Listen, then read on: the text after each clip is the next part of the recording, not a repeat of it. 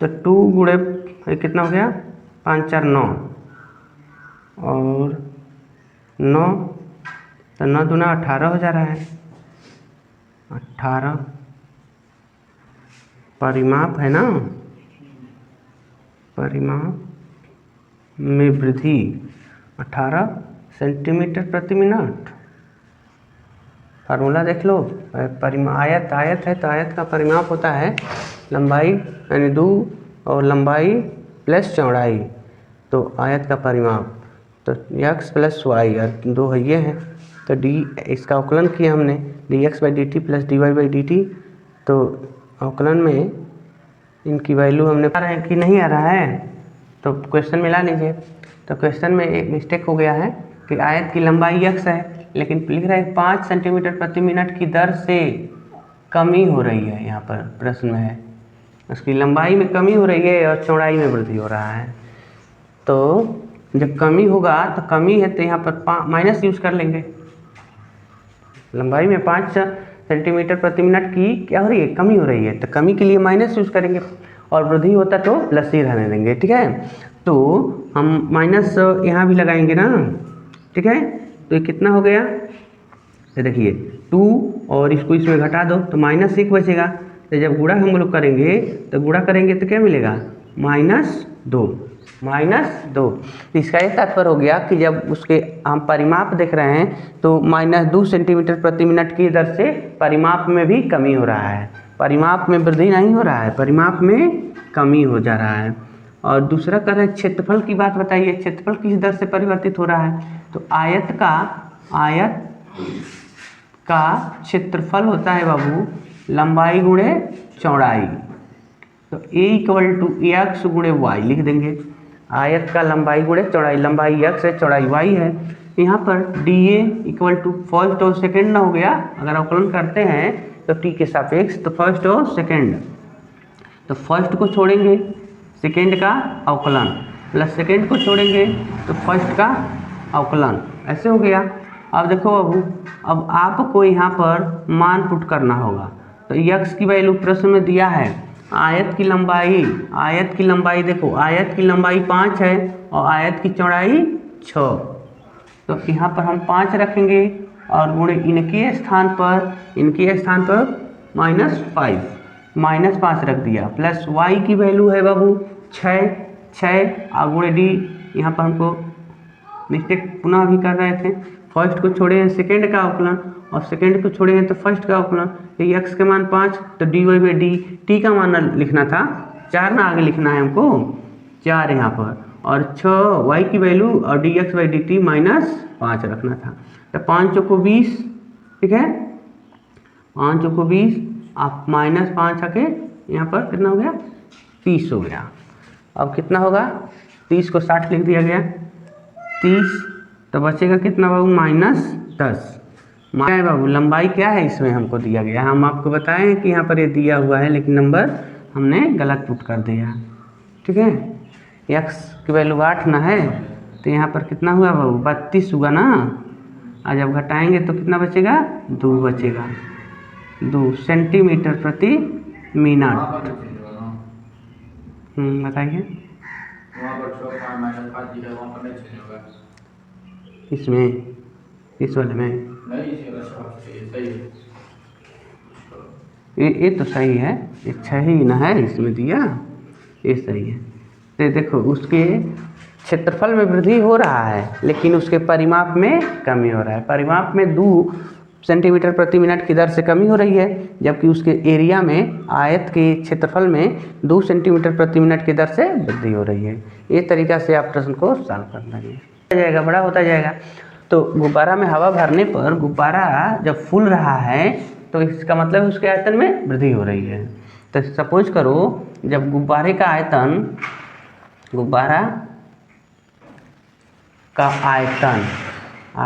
मान लो v है, v तो त्रिज्या उसका क्या है जी, त्रिज्या क्या होगी, मान लो r। ठीक है, तो आयतन हम जानते हैं v बराबर 4/3 पाई r³, सही ना होता है गुब्बारे का आयतन। तो अगर देखो यहाँ पर लिखा है कि समय के साथ वृद्धि हो रही है आयतन में, आप इसको ऐसे लिख सकते हैं डी टी, ठीक है। तो D V by D T, तो इनका अवकलन करोगे तो कितना होगा, D V by D T 4/3 pi R cube, यही ना है वी का मान। तो अब देखो, और इनके जगह पर आप क्या रखे रहेंगे, 900। इसका अवकलन करके समझ लो कितना हो रहा है। तो 4/3 पाई तो कॉमन हो गया, और इनका करेंगे तो 3r² और dr/dt, ठीक है।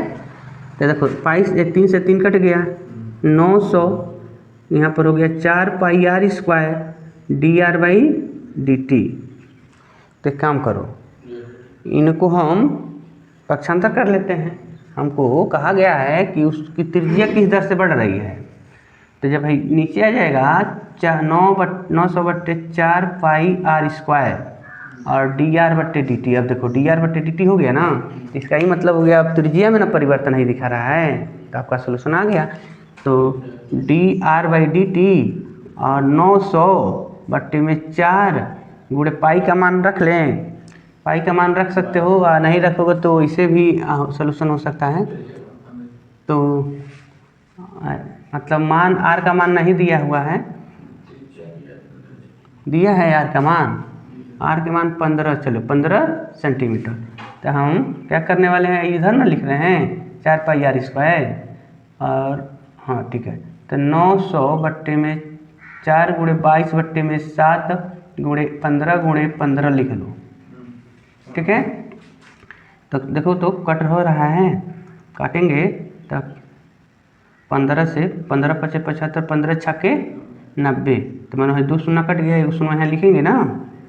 और देखो फिर से 15 × 4 = 60 कट गया, और इस 4 से ही 4 कट गए। तो क्या बच गया, खाली नीचे तो पाई बच रहा है ना। एक काम करो, पाई, अच्छा चलो ऐसे है, ऐसे बच रहा है, इसको लिखते हैं 1/22/7, या उसका उल्टा करो 7/पाई, ऐसे भी दे सकता है, या 1/पाई भी दे सकता है आंसर शीट में, ठीक है बाबू। तो ऐसे भी हो गया, या अगर हम पाई का मान नहीं रखते हैं सपोज करो, तो खाली 1/पाई दे देगा, ठीक है। मतलब ऐसे रहने दिए होते हैं, या 4 और यहाँ पर ये वैल्यू रखे, 3 से 1 कट गए ना, तो 1/पाई भी हो सकता है, सेंटीमीटर प्रति सेकेंड, या ऐसे भी हो सकता है। तो दोनों लिख सकते हो, ऐसे भी लिख सकते हो, ऐसे भी लिख सकते हो। तो ये आपका सॉल्यूशन हो गया। तो उसकी त्रिज्या 1/पाई सेंटीमीटर प्रति सेकेंड के दर से बढ़ रही है, ये आपका सॉल्यूशन होगा। नंबर 9, 9वें प्रश्न में कह रहा है कि अगर एक हमारे पास त्रिज्या, एक गुब्बारा है जो त्रिज्या उसकी बढ़ती जा रही है, तो गुब्बारे का आयतन भी बढ़ता जाएगा। त्रिज्या बढ़ रही है तो गुब्बारा का आयतन भी बढ़ेगा, ठीक है। तो कह रहा है कि अगर त्रिज्या परिवर्तनशील है तो उसका आयतन किस दर से बढ़ रहा है ये बताओ। लेकिन कह रहा है कि अब समय के सापेक्ष बात नहीं होगी, त्रिज्या के सापेक्ष होगी, ठीक है।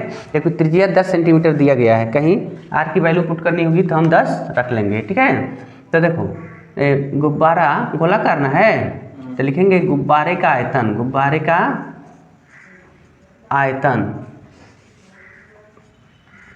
तो 4/3 पाई r³ यानी v = 4/3 पाई r³ लिखेंगे, ठीक है। ये हो गया गुब्बारे का आयतन। अब इसका अवकलन करो तो dv/dr करेंगे, क्योंकि प्रश्न में लिखा गया है कि r के सापेक्ष, त्रिज्या के सापेक्ष इसका आयतन परिवर्तित हो रहा है, ठीक है। तो इस तरीक़ा से इनको हम देखेंगे। तो आ जाइए यहाँ पर 4/3 पाई कॉमन हो गया, और d/dr यानी r का क्यूब, तो 4/3 पाई और गुणे 3r² हो गया dv/dr, ठीक है। अवकलन हम लोग कर लिए हैं, ठीक है। अब मान को पुट कर लीजिए, dv/dr, और इधर है बाबू देखो 3 से 3 कट जाएगा, 4 पाई r² है, तो r की वैल्यू पुट कर लीजिए। r की वैल्यू कितना दिया हुआ है, 10 cm। r की वैल्यू आपको प्रश्न में 10 cm दिया हुआ है, तो 4 पाई गुणे 10 का स्क्वायर, तो 4 गुणे 100 पाई हो गया ना, यानी 400 पाई की दर से बढ़ रहा है, ठीक है, ये आपका सोल्यूशन हो जाएगा, आंसर आ गया 400 पाई आ जाएगा। ठीक है, तो अगर प्रश्न पूछता है या तो इस तरीके से इनको सॉल्व कर लीजिए। इसमें कह रहा है कि एक सीढ़ी है जिसकी लंबाई 5 मीटर है, 5 मीटर लंबा सीढ़ी है। तो सीढ़ी को हम किसी दीवार से टिक करते हैं, टिकाते हैं, मतलब लगाते हैं। तो कह रहा है कि सीढ़ी को दीवार से लगाते हैं। ठीक है, तो कह रहा है कि नीचे का सिरा, सीढ़ी के नीचे का सिरा जमीन के अनुदिश 2 मीटर प्रति सेकेंड के दर से क्या हो रहा है, बढ़ रहा है, दर से खींचा जा रहा है। तो दीवार की ऊंचाई किस दर से कम होगी? यानी मान लो जैसे हमने ये दीवार बनाया और ये सीढ़ी का, मान लो सीढ़ी का नीचे का सिरा इधर है और ये दीवार है। तो सीढ़ी के जब हम यहाँ से पकड़ के ऐसे खींचेंगे तो दीवार मान लो ये है, और सीढ़ी को हम यहाँ से लगाए हैं, ऐसे लगाए हैं, लेकिन नीचे का हिस्सा पकड़ के खींचे तो सीढ़ी का निचला हिस्सा यहाँ आ गया। तो ऊपर का नीचे आ जाएगा ना, ऊपर का नीचे ना आ जाएगा। इतना नीचे आ गया और इतना ये पीछे चला गया। तो अगर हम सीढ़ी का नीचे का हिस्सा और इधर रख दें, यहाँ ले आ दें, तो ये सीढ़ी कुछ ऐसे हो जाएगी। यानी जैसे जैसे इस सिरा को हम खींचेंगे तो ऊपर से सीढ़ी नीचे गिरती जाएगी। ठीक है, तो ये प्रश्न है आपका। कह रहा है कि सीढ़ी 5 मीटर लंबी है और दीवार से सीढ़ी का निचला सिरा 4 मीटर दूर है। मान लो दीवार यह है, तो दीवार पर हम एकदम परपेंडिकुलर नहीं ना सीढ़ी लगा के चढ़ सकते हैं, कुछ बैंड ऐसे रखेंगे तभी ना चढ़ेंगे, स्लोप होना चाहिए। तो कह रहा है कि नीचे का सिरा, जब हम सीढ़ी के नीचे का हिस्सा पकड़ के जब हम पीछे की तरफ खींचते हैं तो सीढ़ी का ऊपरा सिरा नीचे की तरफ गिरता जाता है। ठीक है, कह रहा है कि अगर हम जो खींचने वाला काम कर रहे हैं सीढ़ी का, वो डी, अब देखो नीचे का सिरा ना खींच रहे हैं तो नीचे का सिरा को क्या कर सकते हैं, आधार है मान लो। नीचे के सिरा को हम आधार यानी यक्स मान लेते हैं। ये यक्स कहते हैं, अगर ये यक्स है, ठीक है, तो हम यहाँ लिख सकते हैं dx by dt equal to 2 cm प्रति सेकेंड। यानी आधार के सीढ़ी के निचले सिरा को हम खींच रहे हैं तो वो 2 सेंटीमीटर प्रति सेकेंड में वो कम होता है, खिंचाता जा रहा है। तो ऊंचाई इसकी किस दर से कम हो रही है, दीवार की ऊंचाई किस दर से नीचे गिरती जा रही है। यानी हमको dh बाई dt का मान ज्ञात करना है। ठीक है, सीढ़ी की लंबाई दी गई है, सीढ़ी की लंबाई यहाँ पर दिया गया है और नीचे का सिरा यानी यक्स का मान मान लो 4 दिया हुआ है। ठीक है, मतलब ये नीचे का सिरा दिया है ना। अब चलो अगर ये बात करते हैं, अगर हम लोग इनको निकालना चाहते हैं तो एक रिलेशन होना चाहिए हमारे पास, यानी एक समीकरण होना चाहिए, तभी ना हम सॉल्व कर सकते हैं। तो इनमें और इनमें समीकरण क्या बनेगा ये हमको पहले लिखना होगा। तो देखो समीकरण कैसे हम प्राप्त कर सकते हैं। तो पाइथागोरस थ्योरम जानते हैं आप, पाइथागोरस थ्योरम संपूर्ण त्रिभुज में पाइथागोरस थ्योरम फॉलो करता है। तो अगर हम कहें पाइथागोरस से, ठीक है, तो क्या होता है बाबू, कर्ण का स्क्वायर इक्वल टू लंब का स्क्वायर प्लस आधार का स्क्वायर, ऐसे होता है। तो कर्ण तो 5 है बाबू, 5 का स्क्वायर, और लंब h है और प्लस 4, यहाँ हो गया 4 नहीं लिखेंगे अभी x लिखेंगे, x का स्क्वायर। ठीक है, ऐसे ठीक है। अब देखो थोड़ा सा यहाँ से इसकी ऊंचाई तो हम निकाल सकते हैं। यहाँ देखा जाए, अगर इसी फार्मूले से देखा जाए तो अगर चलो एक पल के लिए ऊंचाई उसका रख लेते हैं, तब इनका यूज़ करेंगे।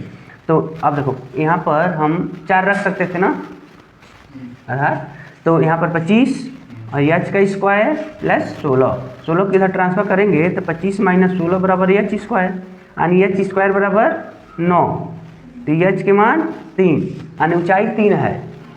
ठीक है, अब जहाँ हमको h का मान रखना होगा हम 3 पुट करेंगे। ठीक है, अब इसी इक्वेशन को, क्योंकि हम इन्हीं इक्वेशन का यूज़ करते हैं, क्योंकि कह रहे हैं कि उसका जो ऊंचाई है किस दर से गिर रहा है, तो h के वर्ग प्लस x के वर्ग इक्वल टू 5 का वर्ग, मतलब कर्ण तो इसे रहने दिए।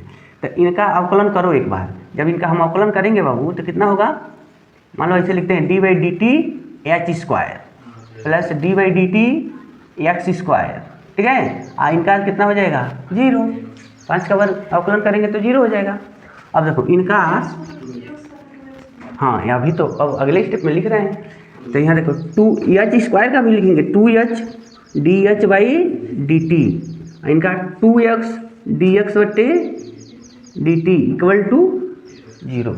अब देखो बाबू 2h का मान तो हमको पता है 3 है, लेकिन dh/dt का मान नहीं पता है, ये तो हमको ज्ञात करना है।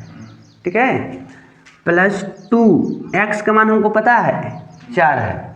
ठीक है, और इसका भी तो मान पता है, देखो यहाँ दिया है ना, उसी दर से ना उसको हम खींच रहे हैं, तो हम क्या लिख देंगे 2 लिख दिए, मतलब इनके स्थान पर 2 रख दिया गया बराबर 0। तो देखो 3 दूआई 6 dh/dt प्लस 4 दूआई 8 दूआई 16 बराबर 0। इसको उधर हम ट्रांसफर कर देंगे, तो 6 dh/dt इक्वल टू -16। तो dh/dt इक्वल टू -16/6। अब इसको अगर डिवाइड किया जाए तो कितना होगा, तो 2 से 8 और 3, यानी -8/3 सेंटीमीटर प्रति सेकेंड। यानी सीढ़ी की ऊंचाई किस दर से कम हो रही है, जैसे जैसे हम इसको खींच रहे हैं तो ऊपर से नीचे गिर रहा है। अगर 1 सेकेंड में हम 2 सेंटीमीटर की दूरी खींच दिए तो 1 सेकेंड में यानी 8/3 सेंटीमीटर नीचे आ गया।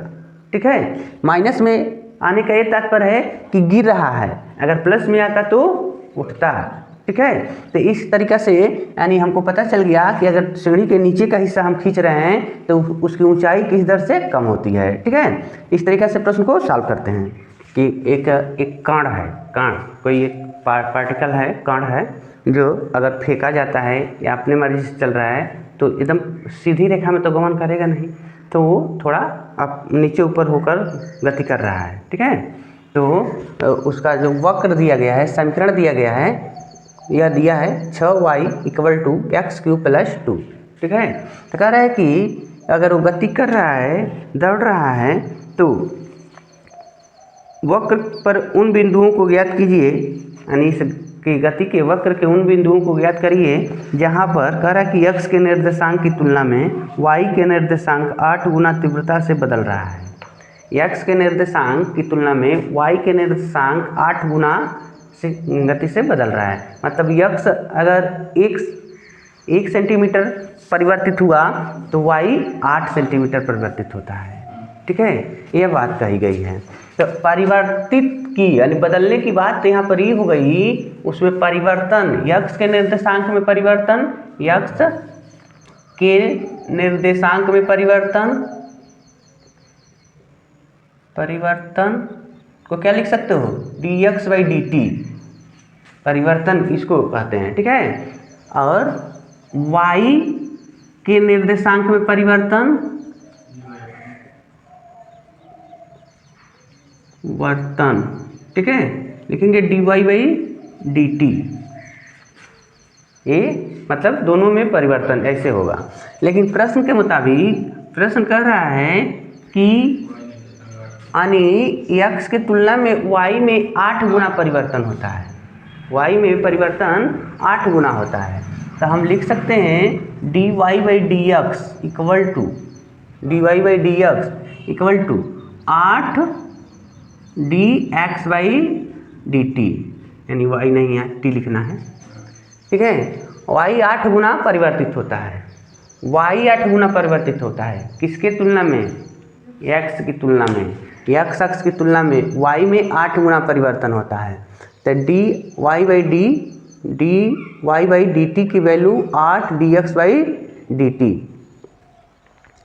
यह ठीक है, यानी परिवर्तन तो इसमें ना हो रहा है 8 गुना, तो हमने गलत लगा रहा है, इसको इधर लिखेंगे। क्या सही, हाँ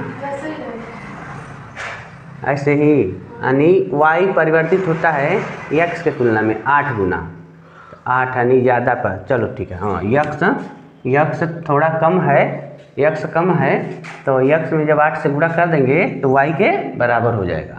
ठीक है, अब प्रश्न को लेकर आइए। प्रश्न कह रहा है 6y = 8³ + 2, तो अवकलन करेंगे तो कितना होगा, इनका 6 कॉमन हो जाएगा, और dy/dt, t के सापेक्ष में करना है, और इनका 3x² dx/dt, और इनका तो 0 हो गया, 2 का तो 0 हो गया। अब नंबर यहाँ पुट करिए बाबू, तो इनका मान हम यह रख ले, यानी dy/dt का मान इसके टाइप का रख लेना है, मतलब दोनों एक हो जाएगा, मतलब x के पदों में कन्वर्ट हो जाए, नहीं तो y के पदों में कन्वर्ट हो जाए, तभी ना हम उसका मान ज्ञात कर सकते हैं। तो जब हम y वाले को x के पदों में कर देंगे, मतलब 8 और dx/में dt, ठीक है, = 3x² dx/में dt। तो देखो dx/dt से dx/dt कट जाएगा, अब दोनों पक्षों में आ गए। अब यहाँ 8 छके 48 बराबर 3x², ठीक है। तो x² की वैल्यू क्या हो जाएगी बाबू, देखो 48/में 3, तो x² बराबर 16, 3 से 16 राउंड में डिवाइड हो गया, तो x की वैल्यू क्या हो गया, ±4, ठीक है। x के मान 4 भी हो सकता है, -4 भी हो सकते हैं, ठीक है। अब y की वैल्यू निकालना है, हमको निर्देशांक ही पता करना है। तो अब देखो, अब हम इस लाइन में नहीं आएंगे, हम अपने प्रश्न के पास चलेंगे, इक्वेशन जो दिया गया था, ठीक है। लिखेंगे x बराबर 4 समीकरण 1 में रखने पर, तो मान लो 6y = x³ + 2 ना है, तो 6y = x के स्थान पर 4 का क्यूब + 2, तो 6y = देखो भाई 4 × 16 × 64 हो जा रहा है ना घन, +2, तो 6y = 66, तो y = 66/6, तो y के मान बाबू 11 मिल गया, ठीक है। तो बिंदु मिल गए आपको, एक बिंदु मिल गया। हम जब 4 रखे हैं तो y की वैल्यू क्या मिल गया, 11 मिल गया, ठीक है। अब -4 रख के देखा जाए, x बराबर -4 रखने पर, तो इसी में रखना है बाबू 6y(x³ + 2 में, तो 6y -4 का क्यूब + 2, तो 6y यहाँ पर अब -64 हो जाएगा, घन तो होगा लेकिन नेगेटिव में, +2, तो 6y = 64 है ना, और जमा करेंगे तो -62, तो y = -62/में 6, तो y = कितना बचेगा बाबू, यहाँ देख लो, तो 3 से कट जाएगा, 3 से नहीं कट रहा है, 3 दूनी 6, 3 से कट नहीं रहा है, तो 2 से चलो 31 -31/में 3, ठीक है, -31/में 3, अब तो कौन से कटेगा नहीं, ठीक है। तो ये रहने देंगे यहीं पर। तो बिंदु मिल गया हमको -4 और -31/में 3, ठीक है। दूसरा बिंदु आपको मिल रहा है, तो क्या ये कंडीशन सही है,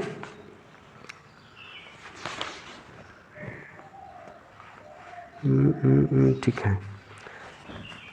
तो इस तरीक़ा से इनके दो बिंदु क्या मिल गए हमको, यानी इस जो गति कर रहा था, तो या तो यह भी हो सकता है या तो यह हो सकते हैं, यानी इनके जो बिंदु ज्ञात करना था, किस बिंदु पर ये यानी इनमें परिवर्तन हो रहा है, कितना तीव्र गति से, ये दोनों बिंदु ये प्राप्त होते हैं।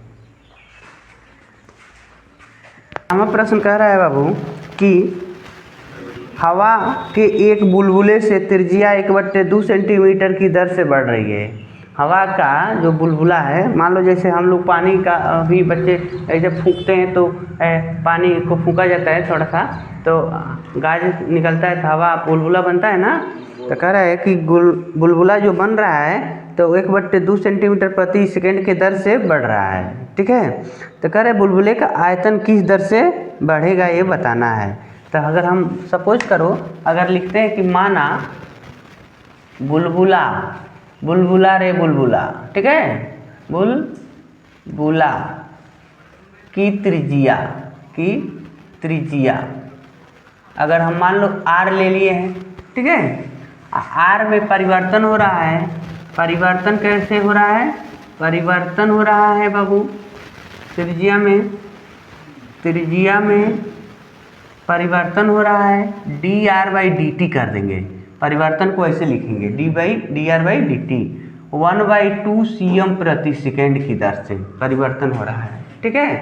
कह रहा है कि आयतन में कैसे परिवर्तन होगा, तो बुलबुला का आयतन क्या होगा, बुलबुला बुलबुला का आयतन 4/3 पाई आर क्यूब, ठीक है। तो यही होगा आपका बुलबुले का, यानी गोला का आकार करना है बुलबुला है। तो इनका हम लोग निकालेंगे टी के सापेक्ष। तो डी/dt 4/3 पाई आर क्यूब, ठीक है। तो 4/3 पाई कॉमन हो गया, आर का लिखेंगे 3r², और डी r/dt, ठीक है। तो प्रश्न में दिया गया था बुलबुला की त्रिज्या 1/2 सेंटीमीटर की दर से बढ़ रही है, तो बुलबुले का आयतन किस दर से बढ़ेगा, जबकि त्रिज्या, प्रश्न में लिखा है त्रिज्या का मान 1 cm है, ठीक है बाबू। तो देखो dv/dt, तो dv/dt r की वैल्यू हमको 1 लिखना है, r का मान 1 लिखना है। आ जाओ 4/3 पाई 3r² है ना, तो 1 का स्क्वायर, और इनके जगह पर क्या लिखना है 1/2 दिया है ना। तो हमको मान मिल गया बाबू, क्या मिल गया हो, देखो 3 से 3 कटी, पहले एक राउंड लिख देते हैं। 4/3 पाई, और यही 1 का वर्ग 1 खत्म हो गया, बचेगा गुणे 3, और यहाँ पर 1/2, इनसे ही कट गया, और 2 से 4 कट गए ना 2 बार में, तो 2 पाई आपका आंसर आ गया, 2 पाई सेंटीमीटर क्यूब प्रति सेकेंड, ठीक है। ये आपका सलूशन हो गया। इस तरीके से जो बुलबुला था उसमें परिवर्तन हो रहा है, उसके आयतन में 2 पाई सेंटीमीटर क्यूब प्रति सेकेंड का परिवर्तन हो रहा है, जबकि उसके त्रिज्या में 1/2 सेंटीमीटर प्रति सेकेंड का परिवर्तन हो रहा था, ठीक है। मान लो त्रिज्या थोड़ा सा ही बढ़ेगा, अगर देखो मान लो ऐसे है, इतना त्रिज्या है, जब त्रिज्या में थोड़ा सा बढ़ा दिए, इतना कर दिए, तो ये इतना बढ़ाना हो गया, तो यह जो है परिवर्तन, इसका मान कितना दिया है, मान लो 2 पाई सेंटीमीटर क्यूब प्रति सेकेंड। ये आपका सलूशन होगा। एक गुब्बारा है जो गोलाकार है, ठीक है, इसका व्यास दिया हुआ है, गुब्बारे का व्यास 3/2 ब्रैकेट में 2x + 1, ठीक है। तो कह रहा है कि यह व्यास परिवर्तनशील है, हम जब हवा भर रहे हैं तो बड़ा होता जा रहा है, परिवर्तन होता जा रहा है। तो वो कह रहा है कि आयतन में इसका परिवर्तन कैसे होगा, आयतन में किस दर से परिवर्तन होगा, लेकिन कह रहा है कि x के सापेक्ष ही ज्ञात करिएगा, ठीक है। तो पहले ये बताओ, ये जो दिया हुआ है 2r का मान दिया है, 2r इक्वल टू दे दिया है 3/2 और 2x + 1। r की वैल्यू कितना हो जाएगा, त्रिज्या 3/, इनसे गुणा कर लेगा तो कितना हो गया 4, और 2x + 1, ठीक है। ये हो गया r का मान।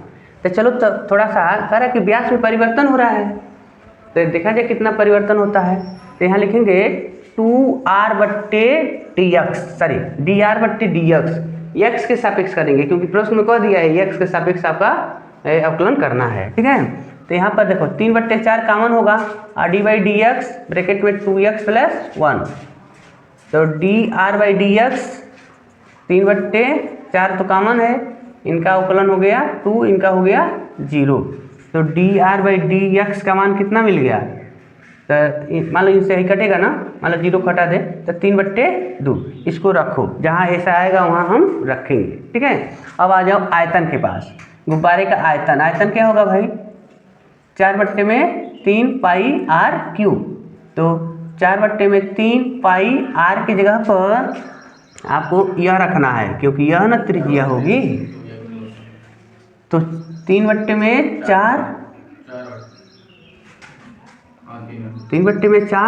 और ब्रैकेट में 2x + 1 पूरे का क्यूब। तो आयतन देखो 4/3 पाई, और जब ब्रैकेट हटाओगे तो इनका घन हो जाएगा ना, 3 का घन 27, 4 के घन 64, और यहाँ पर 2x + 1 का क्यूब।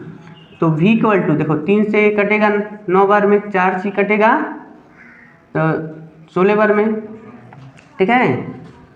तो 9/16 पाई, 9/16 है पाई, और 2x + 1 का क्यूब। अभी तो आयतन हम संभाले, अब इसका ना अवकलन करेंगे, तो अवकलन करूँ तो D V by D X, X के सापेक्ष करना है, तो 9/16 पाई कॉमन हो गया, ठीक है। और D by D x 2x + 1 का क्यूब, तो 9/16 पाई, चलो इसका अवकलन करो तो ये कितनी मान लो भाई, मान लो पूरे का घन ना है, तो एक बार इसको हम छुपा लेंगे, 3 मान लेंगे तो हो जाएगा 3 आगे और 2x + 1 का स्क्वायर, और जो ब्रैकेट में उसका अवकलन करो तो 2x का अवकलन 2, 1 का अवकलन 0। समझे कि नहीं समझे? आई स्टेप समझ में आया? आई नहीं समझ में आया? गुड। मान लो इसको जब हम t मान लिए, डी बाई डी एक्स है तो इसको t मान लिए, तो ऐसे ना हो गया, तो t के सापेक्ष ना करेंगे तो क्या होगा 3t², लेकिन जिसको t माने रहते हैं उसका भी अवकलन करते हैं, तो t किसको माने थे 2x + 1 को, तो 2x + 1 का अवकलन 2 केवल होगा और 1 का 0, तो हमने t और t का मनवा रख लिया, 3t का मान है 2x + 1 और 2 + 0, तो यही तो यहाँ दिखाए हैं। देखो इनका स्क्वायर है तो यहाँ स्क्वायर, तो वही बात यहाँ ऐसे लिखा गया है डायरेक्टली। तो 9/16 पाई, और ये देखो हाई हट जाएगा तो 2 बचेगा ना, तो 2 इनसे गुणा कर लेगा तो कितना हो गया 6, ब्रैकेट में 2x + 1, ठीक है। तो